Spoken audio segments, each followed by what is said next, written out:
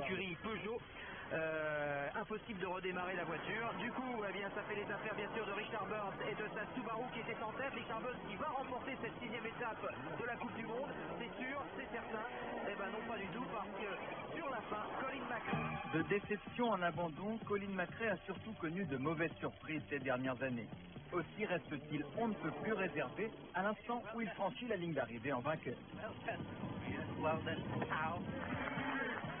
Pourtant, l'Écossais aurait bien le droit de se laisser aller car il a donné à ses adversaires une leçon de tactique. Sa victoire à Chypre, c'est celle de l'intelligence, de la maîtrise du temps. C'est en calquant son rythme sur celui de Richard Burns, grâce au panotage façon Formule 1, que McRae a pu construire son succès. Stratégie de l'Écossais pour la dernière étape, laisser à son ennemi anglais le handicap d'ouvrir la route et le croquer quand il le décide. Dimanche, Burns joue donc les nettoyeurs, sa Subaru balaie les cailloux. Burns, pilote au gros cœur, court après sa première victoire de la saison.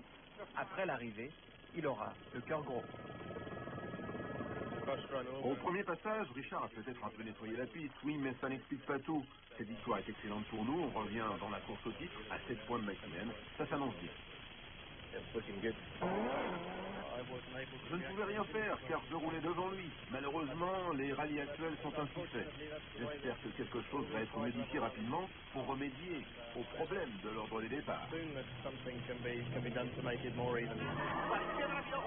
Après l'abandon de Marcus Gronholm, Carlos Sainz confirme la santé des Ford en terminant 3e. McRae, Burns, Sainz, le podium chypriote est la copie conforme du podium du rallye d'Argentine le mois dernier. 2 autres pilotes auraient mérité des primes pour Marcus Gronholm. En vue de l'arrivée, sa 206 le trahit. Maintenant, ça va être vraiment très difficile pour le titre cette année. On verra. Pour Peugeot, c'est le coup de grâce. L'équipe championne du monde a perdu une voiture dans chacune des 3 étapes. Dans la deuxième, Didier Auriol venait de trouver des réglages qui lui convenaient et entamait une remontée au classement quand il s'est transformé en mécanicien avec son équipier Giraudet. En dehors des parcs d'assistance, toute aide extérieure est interdite. Les efforts de l'équipage n'ont pas suffi. Ce qui est sûr maintenant, c'est qu'on a cassé le moteur, je pense. Donc, de toute façon, on peut pas, même si on avait pu réparer, on serait, je pense, arrêté. Bon, voilà. Comme en Argentine, Peugeot n'a pas de voiture à l'arrivée. Défendre les titres mondiaux acquis l'an passé devient de plus en plus hypothétique. Ford prend une très belle option pour le titre, il faut le constater, il faut l'admettre. Il est clair que ça va être difficile de la rattraper. Ford, c'est l'équipe en forme, celle à qui tout réussit. Grâce à leur longue expérience en mondial, les hommes de Malcolm Wilson ont conçu une voiture rapide et robuste. La clé de nos succès remonte au moment où nous avons dessiné la voiture. Nous avons tout fait pour qu'elle soit solide, qu'elle gagne les rallyes les plus cassants. Vous voyez le résultat. L'équipe Peugeot vient de s'engager dans cette voie. À Chypre, elle lançait une nouvelle voiture dont le refroidissement a été amélioré. Avant de tomber en panne pour des défauts de jeunesse, les 206 ont été très performantes. Gronholm se battait même pour la victoire. Au niveau des suspensions, les progrès semblent aussi réels, et il le faut, car à Chypre, comme en Grèce la semaine prochaine, les voitures de rallye encaissent des chocs. 12e. Chez les constructeurs, Ford prend la tête juste devant Mitsubishi. Pour la 3e place, Subaru prend le meilleur sur Peugeot. Le rallye de l'Acropole, qui démarre vendredi, marquera la mi-temps. Les Ford n'étaient pas infaillibles. Moteur cassé, François Delecourt a abandonné, ce qui ne lui était pas arrivé depuis presque un an. Pourtant, en fin de première étape, Delecourt est 3e et en bonne compagnie à la conférence de presse officielle. C'est sûr, Delecourt méritait mieux. C'est frustrant d'abandonner dans ces conditions-là. Bon, dans la mesure où on n'a rien à se reprocher, si c'était une faute de pilotage, des crevaisons, des choses comme ça, mais là, c'est pas du tout le cas. Donc, on retient Andra qu'on est passé, à mon avis, très près d'un très bon résultat. En Grèce, sur un terrain qui lui convient aussi, Delecourt aura une toute nouvelle voiture à suivre.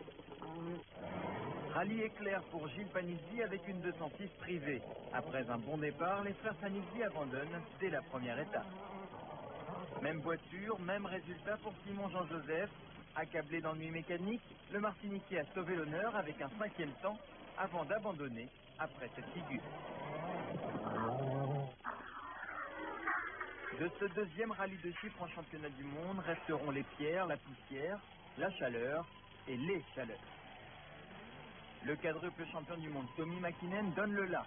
Le Norvégien Solberg est plus fort, sa Subaru en feu, Solberg est plutôt secoué. Et la voiture a commencé à prendre feu. On n'a absolument rien pu faire. Chypre, c'est aussi le plus physique des rallyes actuels. Entre deux spéciales, certains équipages ont des airs de touristes épuisés et assoiffés. Mais au volant, c'est une autre histoire. La poussière s'infiltre partout et les virages qui succèdent aux virages fatiguent les organismes. 60 km/h de moyenne, ça use, ça use. C'est extrêmement chaud dans les voitures, il peut faire 55, 60 dans les voitures, donc il faut hydrater les pilotes et copilotes qui boivent en moyenne dans une journée entre 6-7 litres d'eau sans aucun problème. Enfin, le rallye se mondialise avec les bonnes performances des Coréennes Hyundai, emmenées par le Suédois Ericsson, à l'aise en début de rallye, du moins quand il était sur la bonne piste. Remarquez aussi le néophyte japonais Taguchi chez Mitsubishi, et surtout son compatriote de Subaru, Arai, 4e, son meilleur résultat en championnat du monde. Aujourd'hui, le mondial va partout, un seul continent se refuse à lui, c'est l'Amérique du Nord, Québec.